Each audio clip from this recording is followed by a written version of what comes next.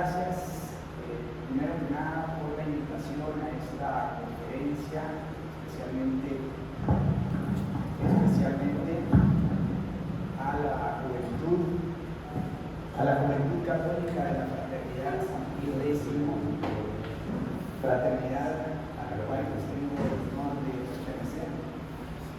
Y realmente me siento muy honrado de haber sido invitado por el Padre Ezequiel para compartir con ustedes algunas ideas en torno a este tema de Agenda Mundial del Aborto.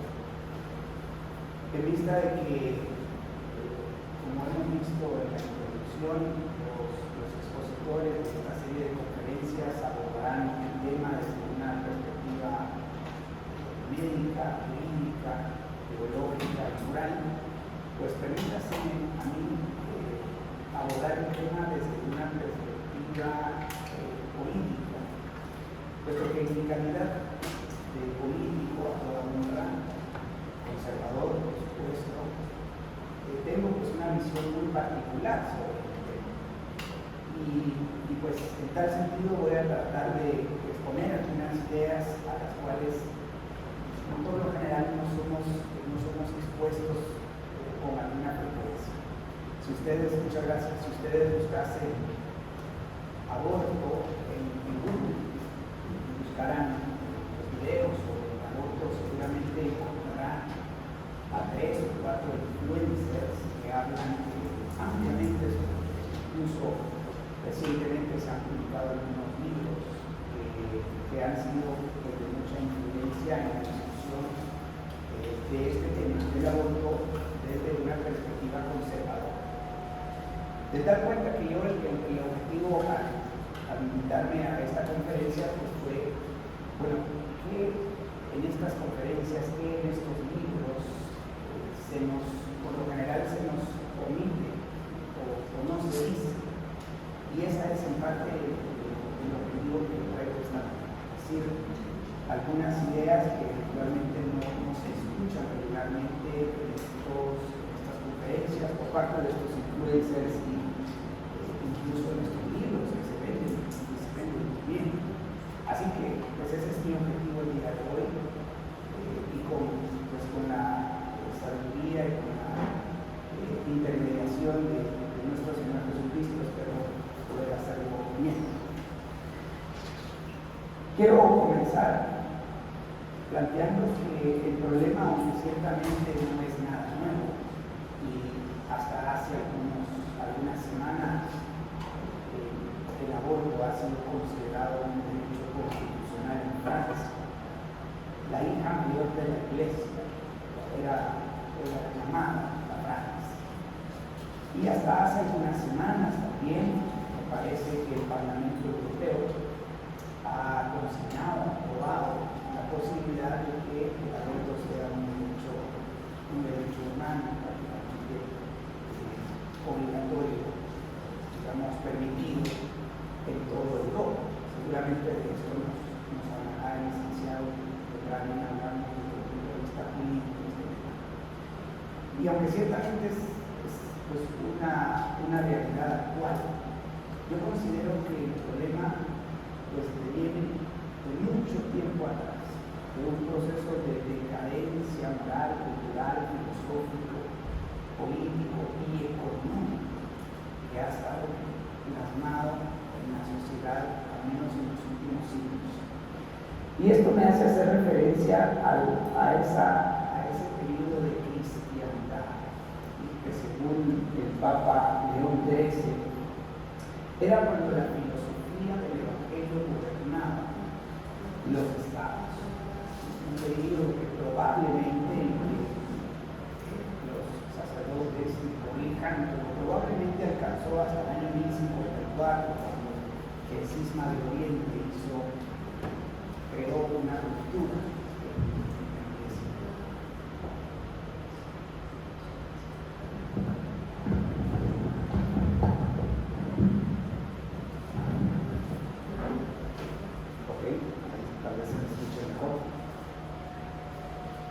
Este periodo de la cristiandad, de alguna manera, pues, fue un periodo en el cual gobernaban los principios políticos éticos, políticos y económicos que están vertidos en las Sagradas Escrituras y era normal, digamos, en el acontecer de la vida pública que prevalecieran estos principios, estas normas, estas instituciones y estos valores. Era absolutamente, totalmente loco, digamos, poder hablar del aborto en aquellos tiempos, quizás, aunque eventualmente ha sido una práctica relativamente común en algunas civilizaciones, en algún momento de la historia de la humanidad. Pero lo cierto es que la cristiandad pues, fue esa época en la cual estos principios pues, gobernaban los estados, las naciones. Luego del cisma de Oriente en el año 1554, pues deriva, que viene una serie de acontecimientos históricos, ¿no? En el año 1517 la reforma, luego la contrarreforma, y posteriormente pues surge este periodo en el cual hay una ruptura entre el pensamiento cristiano prevaleciente, el pensamiento conservador, y surge pues esta prevalencia de la razón por encima de la fe, y prácticamente se abandona, se transita de una mentalidad teocéntrica a una mentalidad antropocéntrica. Y a este movimiento, a esta ruptura, a este momento en la historia, pues se le ha llamado el modernismo, ¿no? Con el Renacimiento, principalmente, que es esta época, este momento en el cual se considera que se acaba la edad medieval, la época medieval, con la escolástica tardía, y pues se transita hacia otro momento histórico, ¿no? Y se comienza lo que hoy es llamada la edad moderna, con su modernismo. El modernismo tuvo un pensador que tal vez debe ser considerado el pensador más importante en aquel momento, René Descartes, francés, con su discurso del método en 1637. Lo que hace prácticamente René Descartes es traerse abajo todo el edificio filosófico que se había construido a lo largo de los siglos y cuyo culmen había encontrado en Santo Tomás de Aquino, con su filosofía y con pues, todos aquellos conocimientos que el más sabio de los sabios, el más santo de los sabios, Tomás de Aquino, nos había legado con la Suma Teológica y tantísimas otras obras que dejó el padre Santo Tomás de Aquino. Y pues bien, a partir de entonces el modernismo se convierte en ese proceso o en esa mentalidad, en esa filosofía en la cual pues, comienza un proceso de degradación y decadencia cultural y moral. Esto ha sido progresivo a través de los años y esta doctrina, esta filosofía que se fue permeando en las artes, en la cultura, en la política, en la economía y por supuesto pues en todas las esferas de la sociedad.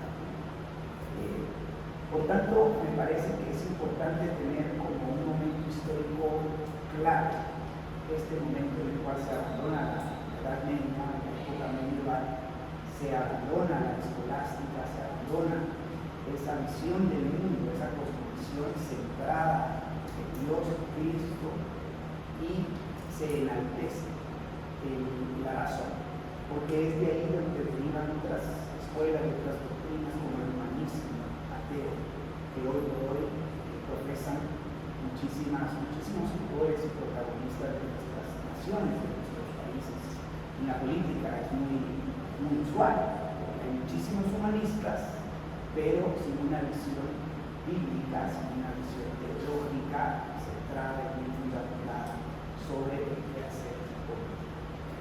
Permítanme dar un salto cuántico. Estoy haciendo saltos cuánticos en la historia, por supuesto que hay muchos hitos intermedios que ayudan a entender mejor el fenómeno, pero he tratado de escoger los momentos más relevantes. Y es que Pues en el año 1818 nace Karl Marx, en Alemania, pensador, filósofo, político, que pues, básicamente recoge el nivel de todo este humanismo secular y de todo el idealismo que surge con aquellas ideas modernistas con Descartes, Hume, Kant y luego Friedrich Hegel, Feuerbach, son muchos de los autores y pensadores de los cuales debe Karl Marx para plantear una teoría que luego se consolidó en lo que es llamado el marxismo clásico o económico.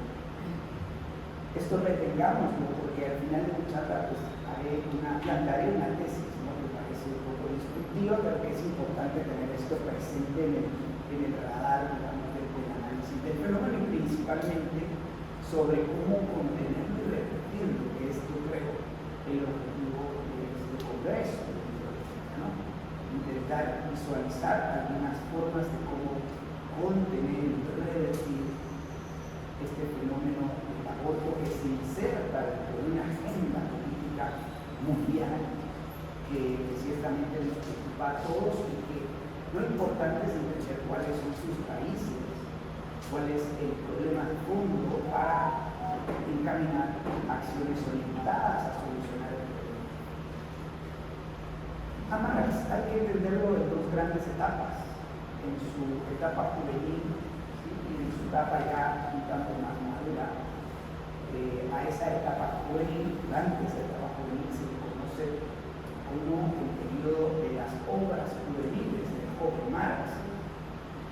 Durante esa etapa él escribe alrededor de 15 o 16 manuscritos, ensayos, artículos, una tesis o dos tesis, si no mal recuerdo.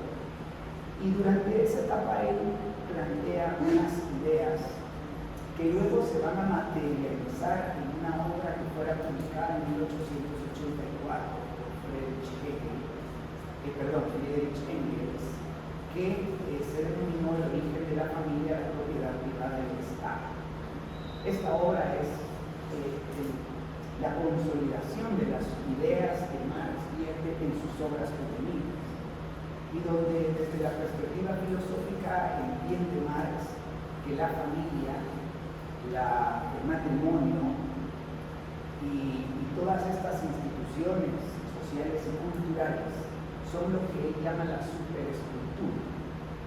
Dentro de estas instituciones sociales se incluye la mismísima religión, la religión cristiana. O sea, desde ese momento se empieza a fraguar con estas ideas, como digo, no es Marx quien inventó estas ideas, es Marx quien de alguna manera sistematiza las ideas del idealismo alemán, del socialismo francés, algunas ideas equivocadas de la economía británica, equivocadas, digo, porque en gran parte el padre de la economía británica, de la economía, Adam Smith, de alguna manera plantea ideas sensatas en torno a la economía.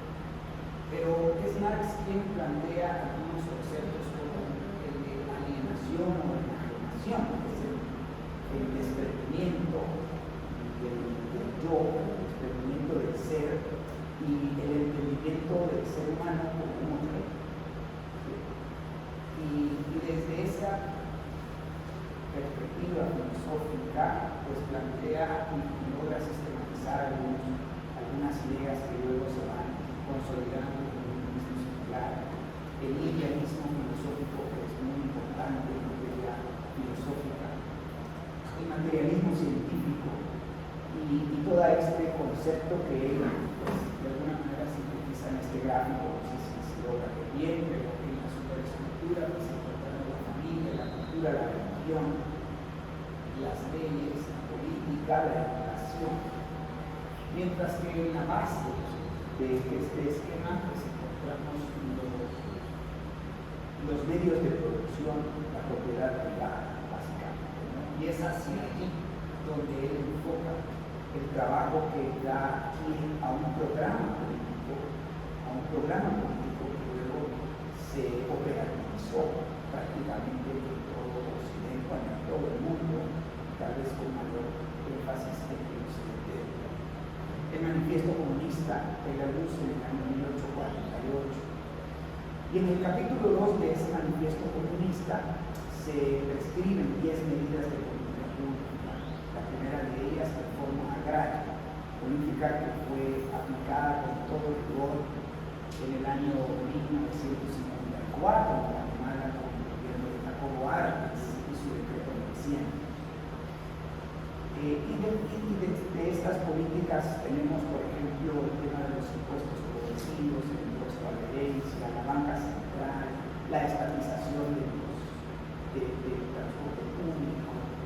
Y la medida número 10 de este manifiesto, póngale usted muchísima atención, educación gratuita y universal para todos. Y abolición del trabajo infantil. Bien, parece bueno esto de la abolición del trabajo infantil, pero educación gratuita y universal para todos. De estas 10 medidas de política, esta última, pues, raya que toca de alguna manera en lo que es la educación, la superestructura, ¿no? O sea, las 9 medidas de política del Manifiesto Comunista, capítulo 2, embisten contra la base de lo que él considera es la sociedad, la propiedad privada, pero una en particular golpea en el ámbito y en la esfera naturalmente privada de la educación. Y esto es de particular interés e importancia. Por tanto, es necesario tener esto muy presente porque, si bien es cierto, acá en el marxismo clásico, y específicamente el manifiesto comunista no embiste directamente contra la familia, la cultura, la sociedad, el matrimonio, sí lo hace indirectamente. Sí lo hace indirectamente con 9 medidas de política orientadas a socavar la propiedad privada, uno de los derechos naturales, fundamentales, universales de los seres humanos. Es entonces en 1884 que las ideas vertidas en las obras juveniles de Marx logran su sistematización de alguna manera, su compilación a través de esta origen de la familia, la propiedad privada y el Estado, a la luz de las investigaciones de este antropólogo norteamericano Morgan. Es curioso que este libro sea uno de los libros favoritos de la ex fiscal del Ministerio Público de Mamantana. Me llamó muchísimo la atención cuando perfila a ella como candidata política hace 4 años o 5 años, y ella reconoce que su libro de cabecera era el origen de la familia, la propiedad privada y el Estado. Y pues bien, hasta aquí donde se consolida esta idea de que la familia, el matrimonio y la religión cristiana son la base, son la superestructura. ¿Sí? Es esa visión, esa cosmovisión sobre la cual se asienta el capitalismo. El capitalismo auténtico, como se llama, no lo que se entiende, sino el capitalismo auténtico. No obstante, el manifiesto comunista ataca desde arriba y ataca, digamos, principalmente los aspectos económicos de la sociedad. A partir del siglo, esto fue en el siglo XIX, y a partir del siglo XX están surgiendo escuelas de pensamiento, círculos y grupos como este círculo de Bloomsbury, era un condado en las afueras de Londres, donde se reunían novelistas, escritores, artistas, economistas, políticos, filósofos. Y vemos, por ejemplo, a John Maynard Keynes, junto con otros filósofos y otros escritores, otras novelistas como Vanessa Woolf, quienes pues recogen del marxismo clásico, del marxismo económico, pues recogen las ideas centrales, ¿no?, sobre la parte filosófica, y van desarrollando junto con otras escuelas de pensamiento como la escuela de Frankfurt, que curiosamente fue fue auspiciada por un judío de origen argentino que había hecho sus fortunas a base de la exportación de cereales a finales del siglo XIX, principios del siglo XX, y había donado casi toda su fortuna para darle vida a esto que se le llamó la escuela de Frankfurt, pero que finalmente se llamaba el Instituto de Investigación Social en una universidad alemana. A esta escuela pues pertenecen muchos pensadores y filósofos que van entendiendo que las revoluciones acontecidas en el siglo XVIII y XIX, si bien es cierto habían tenido sus resultados muy buenos en materia económica de alguna manera, y para este entonces estamos hablando del primer tercio del siglo XX, ya había acontecido la Revolución Rusa, la Revolución Bolchevique en 1917, pero también la Revolución Mexicana en 1910. En términos de revoluciones, los mexicanos somos pioneros. Y ya habían acontecido estas revoluciones y sin embargo, pues no se veía lo que Marx y Engels de alguna manera visualizaban, ¿no? Esa segunda fase del socialismo, no lo veían. Sí, y entonces, pues bueno, van surgiendo otros pensadores como George Gramsci, italiano, y George Lucas, un húngaro, que van desarrollando pues, la necesidad de socavar las instituciones sociales y culturales. O sea, si Marx de alguna manera había planteado el ataque indirecto hacia la familia, hacia el matrimonio, hacia la vida, con el socavamiento de la propiedad privada, de pronto era necesario que el ataque tire a la familia, al matrimonio y a la religión cristiana. De tal cuenta, pues que esto se conoce hoy en día como fenómeno de marxismo cultural. Y el marxismo cultural es una agenda política que todos estos fenómenos que ustedes ven acá, incluso me faltaron algunos, pero la ideología de género, el feminismo, el aborto, el matrimonio igualitario, la eutanasia, todo esto en la parte de la familia, del matrimonio, de la vida, pero también el ecologismo antidesarrollo, el ecologismo irracional, ecohistérico, digamos ecologismo exacerbado, que plantea una especie de conflicto entre el ser humano y la naturaleza, ¿no? Y es que eso es básicamente todos estos temas. Es la teoría de la lucha de contrarios, entre el hombre y la mujer, entre negros y blancos, entre ancianos y jóvenes, entre la naturaleza y el ser humano. Esa es la filosofía de Hegel, la lucha de contrarios, puesta acá en una agenda política. Pero también el indigenismo, ¿no? Y el relativismo moral, el relativismo que es pues, prácticamente una doctrina que plantea pues, básicamente que la verdad brutal no existe. Y bueno, bajo esta filosofía, como decía un escritor que recién acabo de leer, decía que el siglo XIX y el siglo XX había sido el siglo del cambalache, y se cambiaba los sabios se cambiaba al burro y los burros se cambiaba a los sabios, decía este pensador. Uno de mis mentores políticos dijo: el siglo XXI ya no es el siglo del cambalache, es el siglo de la inversión, porque lo sabio es inferior al burro y lo burro es superior a lo sabio. Bueno, esto es relativismo moral. Seguramente el padre Ezequiel abordará este tema con mayor amplitud, pero lo que quiero hacer ver es que el marxismo cultural es lo que subyace a lo que hoy vemos en la coyuntura política global. Y más que global, yo diría principalmente en la coyuntura política occidental, porque Oriente hoy por hoy merece un análisis aparte. Y si no, vayan a preguntarse por qué el aborto en Rusia pues, es completamente rechazado, ¿no? Estuve estudiando a propósito de esta conferencia del aborto en China, que es bastante curioso, digamos, otra civilización, otra idiosincrasia y demás, pero bueno, es interesantísimo cómo desde China se ve con una particular visión. Así es que hoy el marxismo cultural es más bien reconocido como el progresismo.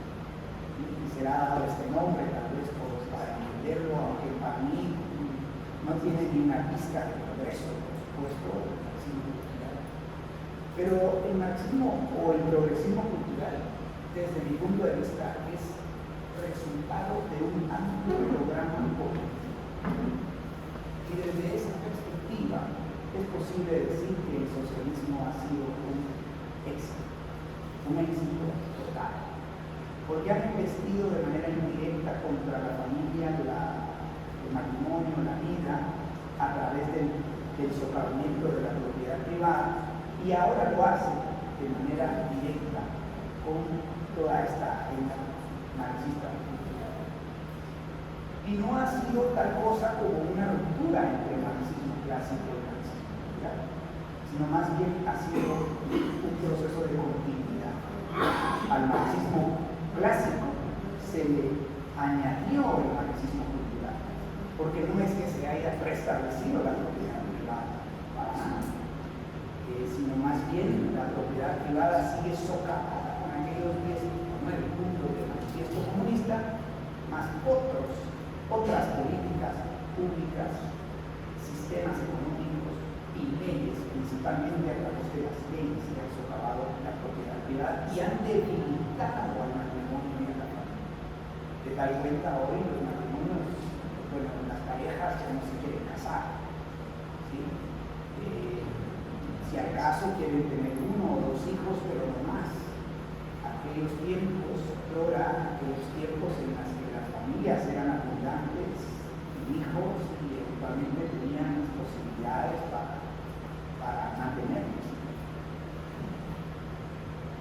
Entonces, ahora sí, permítase, haciendo esta retrospectiva y tratando de situar el fenómeno del aborto en este contexto político, filosófico, histórico, pues definitivamente el aborto es un crimen para nosotros los cristianos, los católicos, es un asesinato prácticamente. Y una definición del aborto muy simple es esta, ¿no? La realidad es la muerte del feto por su expulsión espontánea o provocada en cualquier momento de su vida intrauterina. Y pues desde que se produce la fecundación mediante la unión del espermatozoide y el óvulo, surge un nuevo ser humano, distinto de todos los que han existido, existen y existirán. El aborto provocado es un crimen. Para los interesados en esta presentación, con mucho gusto puedo hacerla llegar a los links que he colocado. Este link me pareció muy interesante, plantea 100 respuestas a 100 preguntas el tema del aborto y lo hace desde un enfoque cristiano, católico, bastante objetivo y centrado. Y en este tema quiero comentar una anécdota que me sucediera hace unos años, cuando justamente diera una entrevista a medio de comunicación sobre el cambio climático. La agenda del cambio climático es otra de esas agendas centradas con el marxismo cultural, una teoría pseudocientífica, un fraude total, que es una agenda política y económica de los grandes gobiernos, de las grandes empresas nacionales, progresistas. Y bueno, pues estaba dando yo mi perspectiva sobre el cambio climático y terminada la entrevista, quien grababa la entrevista era la hija de quien estaba entrevistando. Era la hija de quien estaba entrevistando. Y esta señorita al final pues me interpela, ¿no? Y me dice, el problema es la sobrepoblación. Tenía alrededor de unos 18 o 17 años, y el problema es la sobrepoblación. Ajá, le si el problema es la sobrepoblación, ¿tú te crees parte de ese exceso? Yo pensé que la respuesta sería absolutamente no, pero me dijo directamente, sin mediar, sí, yo soy parte de ese exceso. De pronto el mundo estaría mejor sin mí. Lo dijo enfrente de su papá es americano. Y yo la verdad es que tenía preparada una respuesta para cuando me dijese no, pero me dijo sí, y entonces me agarró, ¿verdad? Tuve que recomponer mi speech, pero vean la mentalidad de los jóvenes, ¿no? Por eso es que yo felicito enormemente este evento, porque nos deja muchas enseñanzas. Bueno, les mencionaba lo de la Constitución, el derecho al aborto ya es un derecho constitucional en Francia, en el Parlamento Europeo también ya ha sido aprobado, estamos encaminados hacia, lamentablemente, ¿no? En Occidente principalmente vamos encaminados hacia una embestida muy fuerte contra la vida. Algunos datos, seguramente mis colegas expositores van a ofrecer muchísimo más y tal vez más actuales, para que veamos el número de abortos inducidos en el año 2019 en Guatemala, por ejemplo, fue de 85.400. Es el año 2019, ciertamente, hace 4 años. Estas cifras siempre son muy volátiles, muy cambiantes. Estoy casi seguro que este número se ha incrementado, de pronto se ha incrementado significativamente, pero estos datos pues dan bastante pena, ¿no? Es muy triste ver que existan 121 millones de embarazos no planeados. Esto dice claramente que los jóvenes, principalmente los jóvenes, pero también los adultos, no están siendo educados en la sexualidad y mucho menos educados en el autocontrol, en el autogobierno, en las virtudes de la templanza, de la prudencia, de la sabiduría, de la justicia, ¿no? Esto es realmente alarmante. Y bueno, si de pronto no son los casos, no es el caso de Guatemala, pues sí, ya existe una serie de organizaciones de activistas que están a favor.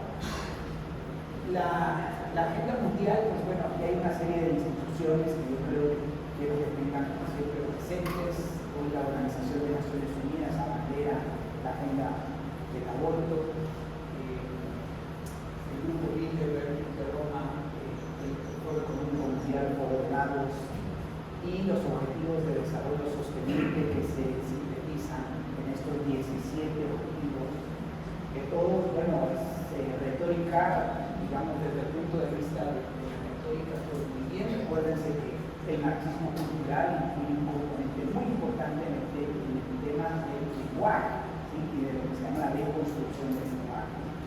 Así es de que las palabras ya no significan lo que originalmente significaban, han sido tergiversados todos los conceptos.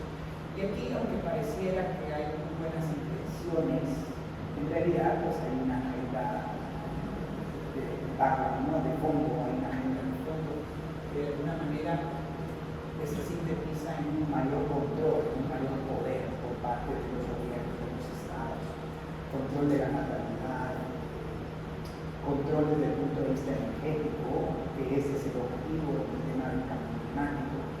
Y bueno, el presidente Bernardo Arevalo hace algunos días, hace unas horas, acaba de decir que los que decimos que estos objetivos son dañinos, que somos conspiranoicos, acaba de decir hace un par de días. Y bueno, pues nosotros le decimos que se equivocan enormemente, ¿no? Estos objetivos son reales, claramente. Y dice él, justifica diciendo que esto lo han firmado los gobiernos, y tiene muchísima razón. Gobiernos incluso que se precian de derecha, porque hace unas semanas los conservadores nos rasgamos las vestiduras porque este gobierno de izquierdas progresista ha relanzado las unidades de género en toda la dependencia del Estado. Pero las unidades de género fueron creadas por la derecha peor y pésima de Otto Pérez Molina, conservador más o menos, ¿no? De derechas, pero él fue el que creó las unidades de género. Y el expresidente Jimmy Morales, a quien se le consideraba un conservador de derechas, pues bien, también firmó una serie de convenios, tratados, que ellos han construido esto que hoy por hoy nada más materializan las instituciones. Algunas caras, la creadora del Plan George Soros, de la Society Foundations en Guatemala, el tema de George Soros financia principalmente periodistas, ¿sí? Y algunas otras organizaciones como la Unión Nacional de Mujeres Guatemaltecas, UNAMGE, que es una organización que moviliza, son activistas y movilizan, y hacen lobby político con los legisladores. Y el tema es, el temor es, por supuesto, que este tema del aborto se convierta en un derecho desde el punto de vista legal, cosa que ya sucedió en Argentina, a pesar de las marchas, de la multitudinaria marchas. Yo por eso planteo que la solución no son las marchas, mis estimados amigos, la solución no son las marchas. Voy a plantear la solución, pero en todo caso, invitados a buscar este artículo con este nombre, Provida y Familia hasta dónde. Ciertamente estamos a favor de la vida del matrimonio y de la vida, pero necesitamos entender que no podemos ser pro vida y pro familia 50%. Oponernos al aborto, al matrimonio igualitario, a la ideología de género, pero no oponernos a las leyes de signo estatista en materia económica, porque también socavan la vida del matrimonio y la familia. O sea, es inmoral defender la vida en su nacimiento, pero desentenderlo de ella una amenaza. Es igualmente inmoral. Así que hay que entenderlo, por eso es importante conocer el contexto. Hay mucho por hacer en la familia, por supuesto, educación en el hogar, ¿sí? Y eso es lo que yo planteo, es mi experiencia. Llevo 10 años educando a mis hijos en casa, junto con mi esposa, y hemos tratado desde ese círculo íntimo, pues darles de los principios, de los valores y de las normas. Hoy solo se habla de principios y valores. Hay de normas cuando se habla, y de mandamientos cuando se habla, y de preceptos cuando se habla. Bueno, el Antiguo Testamento está lleno de preceptos, mandamientos, normas. Ya termino. Desde mi punto de vista, termino con esto, la batalla es fundamentalmente política. Política, porque es en los parlamentos, en los congresos, donde se están peleando las discusiones, donde existe el debate, es político. Y es allí donde tenemos que lograr llegar al ejercicio del poder y empoderar a las instituciones sociales y culturales, es decir, el matrimonio, a la iglesia, a las escuelas, al colegio, a la educación en general, ¿no? Para que una vez empoderados sean esas las instituciones que hagan contención y reversión eficaz del marxismo cultural. Pero no se puede combatir el marxismo cultural y el ataque contra la vida si no se vence el marxismo clásico, el marxismo económico, porque es allí donde está la estrategia de aproximación indirecta de los marxistas de las izquierdas, que luego se aproximan desde el punto de vista. Termino con estas dos citas que seguramente parece que por el cual no las citarás, no se las yo, una de Jeremías y el Salmo 139, que son dos citas bíblicas que por lo general se aluden para la defensa de la fe.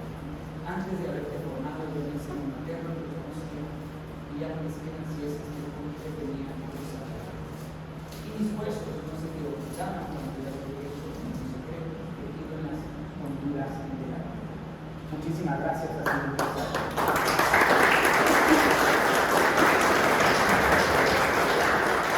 Bien. Muchas gracias, Jorge Chapas, por esta exposición tan buena. Creo que tiene muchos datos que es importante para cada uno conocerlos. En este momento vamos a tener un tiempo de preguntas. Las personas que tengan preguntas pueden levantar su papelito y entregársela a las compañeras que están recibiendo.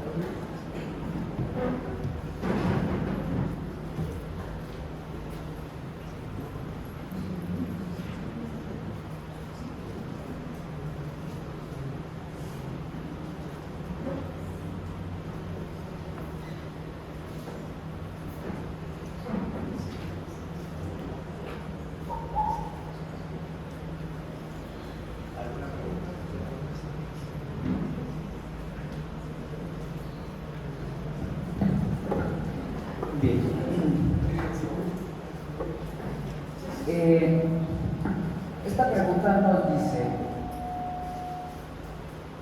¿cómo se diferencia sobre la población y el nacimiento? Hacinamiento, perdón.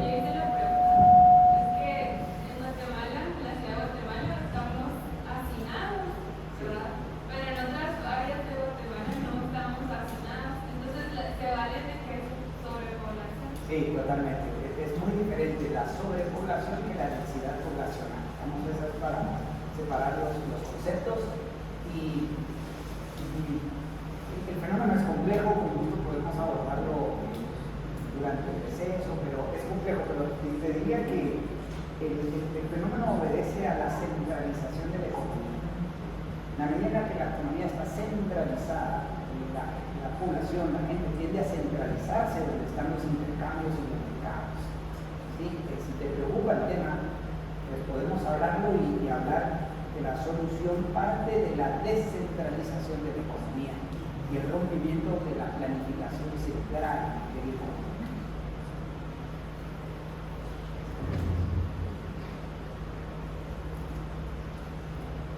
Bien.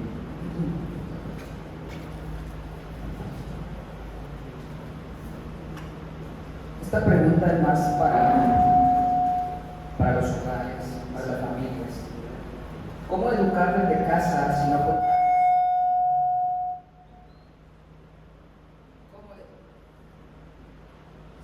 ¿Cómo educar desde casa si no contamos con los recursos económicos? Bueno, es una muy buena pregunta. De pronto es precisamente porque no contamos con los recursos económicos, hay que educar en casa. O sea, es al revés. Conozco familias y hemos asistido a familias en departamentos como Chinatenango, familias de muy escasos recursos que acuden a nosotros y nos dicen, bueno, ¿cómo educamos a nuestros hijos en casa? Y es posible hacerlo. Por supuesto que se requieren algunos recursos para libros principalmente, ¿no? La lectura es sumamente importante, yo diría que es tal vez la parte central de la educación en el hogar, pero es posible, aún con escasos recursos. De hecho, mucha gente de clases medias hoy por hoy está migrando al homeschool o a la educación en el hogar, precisamente porque las matrículas y las mensualidades en los colegios son excesivas, ¿no? Y bueno, pues hay muchos programas que son accesibles, incluso algunos que son gratuitos. Pues obviamente se requieren recursos como internet y eléctrica actualmente, pero vean, la educación en el hogar es antiquísima. Tal y como lo conocemos hoy en día, la educación convencional en la cual el niño va a salir de clases, es relativamente nueva, ¿no? Tal vez unos 200, 300 años, quizás un poco más, pero pues en la antigüedad los chicos aprendían a trabajar con sus papás, aprendían en el hogar, mucho con la lectura de la Biblia. ¿Sí? Así es de que no se necesitan gente de recursos para educar a los chicos en el hogar. Gracias por la pregunta. Bien. Y como última pregunta, ¿tú crees que el marxismo se ha introducido en la Iglesia Católica? Sí, creo que sí. Se ha introducido en la Iglesia Católica en una parte. Yo diría que, bueno, desde el Vaticano II con la fuerza. Y pues lamentablemente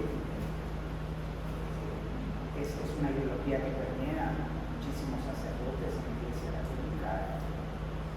Yo he tenido algunos debates con algunos de ellos y bueno, pues la ideología de la liberación es tal vez su máxima expresión clara.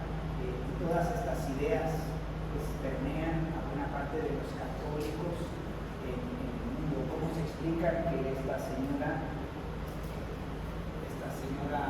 cosa que a mí me sorprendió, María Consuelo Mejía, católicas por el derecho a decidir? Son personajes católicos, o sea, es gente que está permeada por estas ideas, así que sí, pues lamentablemente sí, es un deber, seguramente el Padre Ezequiel lo va a dar, pero es un deber doctrinal, litúrgico, moral, hacer contención a ese fenómeno. Muy bien. Le damos un aplauso, por favor.